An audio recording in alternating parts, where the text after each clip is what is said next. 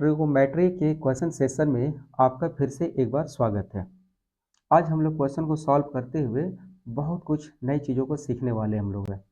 तो ये रहा आपका पहला प्रश्न, अगला प्रश्न और इसके ये ऑप्शन। तो क्वेश्चन में है कि 1 + tan थीटा का वैल्यू √3 है, तो cot थीटा -1 का वैल्यू कितना होगा ये फाइंड करना है। ठीक है, तो यहाँ से हम लोग पहले tan थीटा का वैल्यू हम लोग फाइंड कर सकते हैं क्या? इससे हम लोग tan थीटा का वैल्यू फाइंड कर लें। तो tan थीटा इक्वल टू √3 - 1। अच्छा, इस tan थीटा को हम लोग क्या बोल सकते हैं? 1/cot थीटा, है ना। तो इस tan थीटा के बदले में लिखते हैं 1/cot थीटा और ये √3 - 1। इसके नीचे 1 लगा दो और दोनों तरफ से इसको हम लोग उल्टा कर देते हैं, यानी कि रेसिप्रोकल लेते हैं। तो जैसे ही रेसिप्रोकल लेंगे तो ये होगा cot थीटा और ये √3 नीचे आ जाएगा, है ना, इसको। तो इसका भी रेसिप्रोकल हमको लेना पड़ेगा। ओके, तो ये होगा 1/√3 - 1। अब इसके हर का परिमेयकरण हम लोग कर दें, यानी कि रेशनलाइज कर देते हैं। तो √3 + 1 से ऊपर नीचे मल्टीप्लाई कर दें हम लोग। ठीक है, तो cot थीटा इक्वल टू ऊपर में क्या होगा? √3 + 1 और नीचे में अगर हम इसे a मान लें और इसके b मान लें, इसे a मान लें, इसे b मान लें, तो ये फॉर्मूला क्या बन रहा है? a + b a - b into a + b। तो फॉर्मूला क्या था? a² - b²। तो a² यानी कि √3 का स्क्वायर, तो √3 का स्क्वायर तो सिर्फ 3 होगा। अब b के बदले में 1 है तो 1 का स्क्वायर सिर्फ 1 होगा। मतलब √3 + 1 और 3 - 1 ये 2 होगा। लेकिन वैल्यू फाइंड करना है cot थीटा -1 का। ठीक है, तो दोनों तरफ हम लोग -1 लगा देते हैं, यहाँ भी -1 और यहाँ भी -1। ठीक है, चलिए, तो इसका एलसीएम ले लें तो ये 2 होगा। यहाँ पर √3 + 1 और -2, तो वैल्यू कितना होगा? ये थोड़ा हम लोग साइड में यहाँ पर सॉल्व कर रहे हैं। तो वैल्यू होगा √3 और 1 - 2, तो 1 - 2 -1 और नीचे में 2। तो इस तरीके से cot थीटा -1 का वैल्यू हुआ √3 - 1/2, जो ऑप्शन सी शो कर रही है ना। इसका सही आंसर है सी। उम्मीद है इस क्वेश्चन से आपको कुछ नया चीज़ सीखने को मिला होगा। चलिए चलते हैं अगले प्रश्न पर। ये रहा अगला प्रश्न। इस प्रश्न को देख करके ही डर जैसा लग रहा होगा, है ना, काफ़ी खौफनाक जैसा, बट ये क्वेश्चन काफ़ी इजी है ये भी। तो मैं चाहूँगा कि आप पहले वीडियो को यहीं पर पॉज करो और इसको सॉल्व करने की कोशिश करो ये। इसलिए कि जब आप किसी क्वेश्चन को सॉल्व करते हो ना, भले वो ना बने, लेकिन इतना होता है कि जब आप प्रश्न को सॉल्व करते हो, तो हल करते हुए बहुत सारी नई चीज़ों को आप सीखते हैं और ब्रेन को अप्लाई करते हैं, है ना। तो जब हम लोग ब्रेन को अप्लाई करते हैं कॉम्प्लिकेटेड चीज़ों में, तो ब्रेन उतना ही ज़्यादा डेवलप होता है ये। ठीक है, तो इस प्रश्न को सॉल्व करने के लिए हम लोग दोनों तरफ x² + y² से डिवाइड कर देते हैं। इसको भी x² + y² से और इसको भी x² + y² से। तो ये कैंसिल होने पर तो 1 होगा।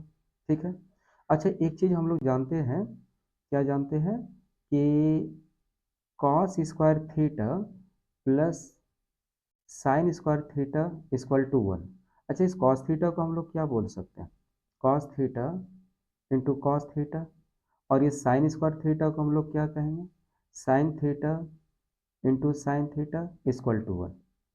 अब इसको हम लोग दोनों तरफ तुलना करते हैं। किसको तुलना करेंगे? ये जो लिखा हुआ है ना कंप्लीट, ये वाला पूरा, इस पूरे को तुलना हम लोग इसे करते हैं। तो देखते हैं कि इसके आगे में ये क्या लिखा हुआ? cos theta.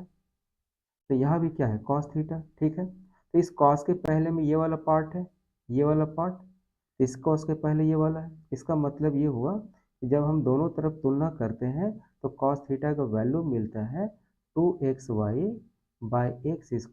+ y²। ठीक है, अच्छा, साइन थीटा का वैल्यू कितना मिलेगा? अगर हम लोग दोनों तरफ तुलना कर दें तो यहाँ साइन थीटा है, यहाँ भी साइन थीटा है। इसके पहले ये वाला पार्ट है, ये वाला पार्ट दिख रहा है, और इसके पहले ये वाला पार्ट दिख रहा है। ठीक है ना, इसको इसके हम लोग बराबर कर दें तो साइन थीटा का value x square minus y square by x square plus y square. अच्छा, वैल्यू फाइंड करना है टेन थीटा का, और टेन थीटा क्या होता है? Sine theta by cos theta. ठीक है ना? तो हमको वैल्यू अब किसका फाइंड करना है? Sine theta by cos theta. यानी कि साइन थीटा का वैल्यू है, साइन थीटा का वैल्यू, साइन थीटा का वैल्यू अभी हम लोग फाइंड करके रखे हुए हैं, x square minus y square by x square plus y square.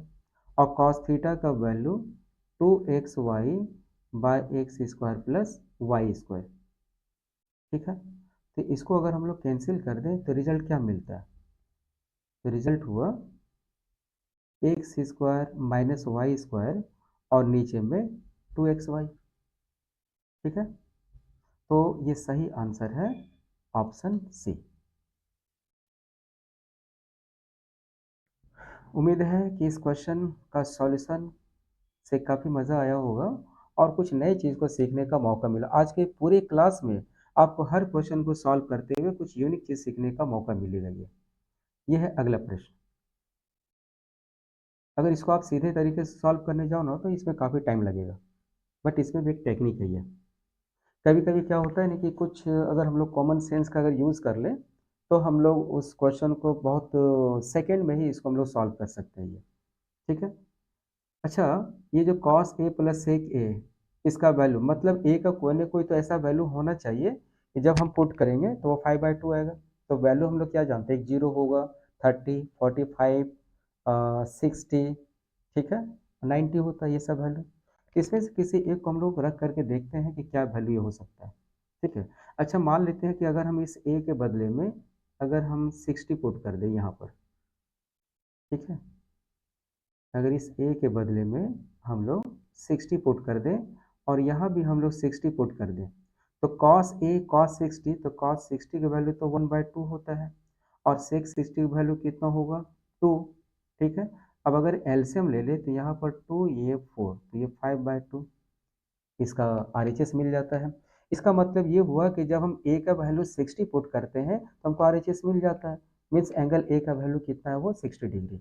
तब ये जो एक्सप्रेशन दिया हुआ है ना यहाँ पर, यहाँ भी हम लोग 60 पुट कर देते हैं, यहाँ भी हम लोग 60 पुट कर देते हैं।